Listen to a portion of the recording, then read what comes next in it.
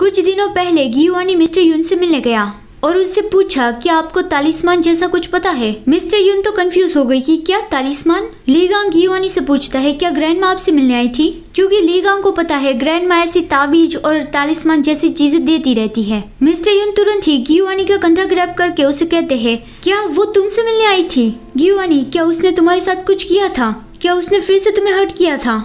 लेकिन उसे रियलाइज हुआ, वो तुरंत ही गियोवानी से दूर हो गए और कहते हैं आई एम सॉरी, मैं खुद को रोक नहीं पाया। गियोवानी कहता है आपके रिएक्शन से लगता है कि आपको ऑलरेडी पता है कि मैं आपका बायोलॉजिकल सन हूँ। ये अच्छी बात है, मुझे अब इस बारे में बात नहीं करनी पड़ेगी। आपको मेरी कंडीशन के बारे में तो पता ही है, या फिर मुझे अबैंडन किए काफी ज्यादा वक्त हो गया है, तो शायद आप भूल गए होंगे। मिस्टर यून ये सुनकर चौंक गए, क्योंकि असलियत में उसने गियोवानी को अबैंडन नहीं किया था, वो तो गियोवानी को प्यार करते थे। गियोवानी अगर कभी भी अपने बायोलॉजिकल पेरेंट्स से मिलता तो वो उससे एक सवाल पूछना चाहता था कि उसने गियोवानी को ऐसी कंडीशन के साथ पैदा ही क्यों किया। गियोवानी का ये विचार गियोवानी पूरा सोचे उससे पहले ही मिस्टर यून उसका हाथ पकड़ते हैं। गियोवानी, तुम्हारा फादर होने के नाते मुझे माफ कर दो, क्योंकि मैं तुम्हें प्रोटेक्ट करने में फेल हो गया और तुम्हें ढूंढने में भी बहुत ज्यादा देर लगा दी। मुझे माफ कर दो कि मैं तुम्हें जल्दी ही नहीं ढूंढ पाया। लेकिन गियोवानी, मैं कसम खाता हूँ हम तुम्हें कभी नहीं भूले थे। अगर मुझे ये पता होता कि तुम अब भी जिंदा हो तो तुम्हें ढूंढने के लिए मैंने सब कुछ कर दिया होता।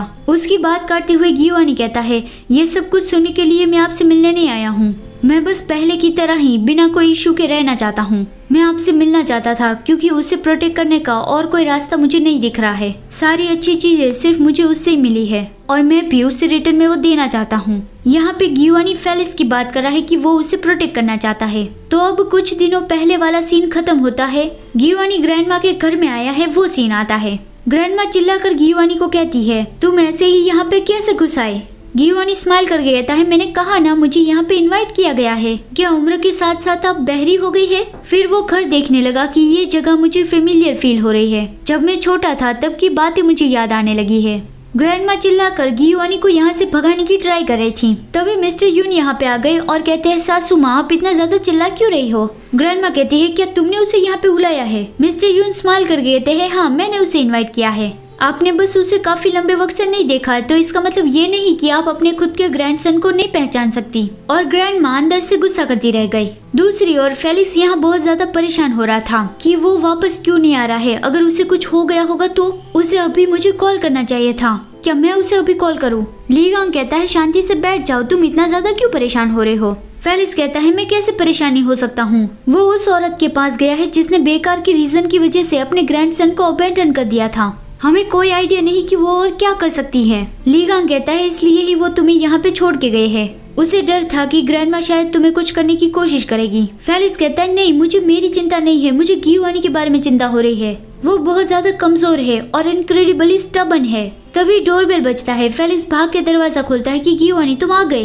क्या तुम ठीक तो हो, क्या उसने तुम्हारे साथ कुछ करने की कोशिश तो नहीं की थी ना। गियोवानी कहता है मैं बस घर के अंदर सारी चीजें देखने गया था, मैं ठीक हूँ। क्या तुम बहुत ज्यादा परेशान हो रहे थे। आज तो बस गियोवानी ग्रैंडमा को सिर्फ उकसाने गया था। लेकिन गियोवानी अभी फेलिक्स और लीगांग को साथ में बाहर आते देखता है तो उसे वो अच्छा नहीं लगा। वो तुरंत ही फेलिक्स को टाइटली हग कर लेता है। मेरे प्यारे फेलिक्स, अगर मुझे पता होता कि तुम बहुत ज्यादा परेशान हो रहे हो तो मैं तुम्हें अपने साथ ही ले जाता। मुझे भी मेरे प्यारे फेलिक्स की बहुत ज्यादा याद आ रही थी। फेलिक्स उससे दूर होता है कि रुको, ये तुम क्या कर रहे हो। सिर्फ मैं अकेला ही तुम्हारी चिंता नहीं कर रहा था, लीगांग भी तुम्हारी चिंता कर रहा था। लेकिन गियोवानी फेलिक्स को ये पूरा बोलने ही नहीं देता। वो उसे किस करने लगता है क्योंकि वो जेलस हो गया था। लीगांग साय करता है और फिर वो अपने घर में वापस चला गया। आपके लिए एक सवाल, अगर अभी लीगांग की जगह आप होते तो आप क्या करते।